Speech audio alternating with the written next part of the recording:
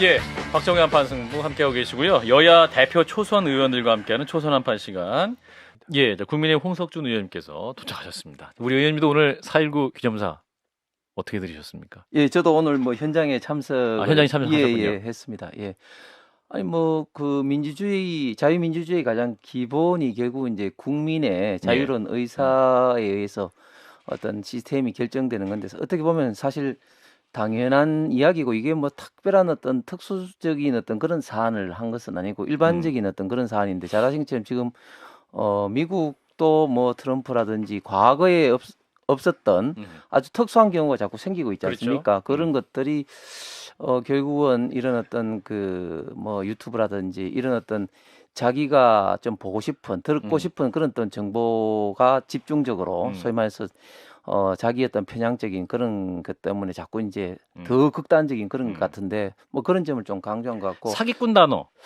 그래서 저는 이게 어떻게 보면은 지금 민주당이나 이재명 좀 대표는 도둑이 제발 저린다 그럴까? 뭐 이런 거를 너무 민감하게 대통령의 언급에 대해서 아하. 뭐 우리를 대상으로 민주당을 대상으로 이재명 대표를 대상으로 이야기한 건 아니냐.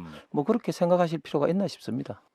홍 의원님. 글쎄 자유민주주의 특히 인권 이 진보만의 어떤 전유물 어떤 절대적인 어떤 그런 어떤 권한이 있는 것은 아니고 사실은 뭐 인권을 위해서는 지금 뭐 공직자도 그렇고 뭐 각 분야에 있는 분들이 다 사실은 노력을 하는 것이고 그게 이제 전유물이라고 생각하는 자체가 사실은 잘못이고 그것을 대상으로 특정 어떤 진영을 좀 타겟으로 이야기를 저는 듣는 게 너무 좀 뭐 지나친 편협한 생각 아니겠습니까?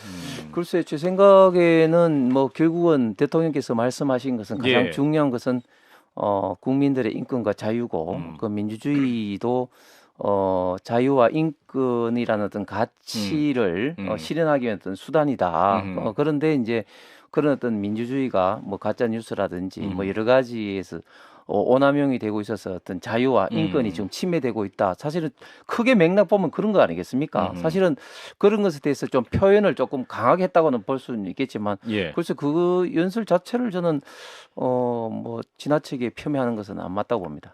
저는 그 김한규 의원의 이런 말, 대통령이 전쟁강으로 보인다. 이런 말은 굉장히 저는 좀 정말 지나친 걸 넘어서 이렇게 이야기를 해서는 안 됩니다. 방금 인권을 우리가 이야기했잖아요. 인권이 국내 인권만 중요한 겁니까? 지금 우크라이나 상황을 보십시오. 지금 러시아의 지금 침공일에 얼마나 많은 학살, 어린이부터의 학살과 그리고 성폭행과 지금 21세기에 이런 일이 일어날 수 있나 할 정도로 지금 많은 무수한 지금 인권 유린이 지금 일어나고 있습니다. 여기에 대해서 자유선진국가 진영에서는 다 지금 지원을 하고 있습니다.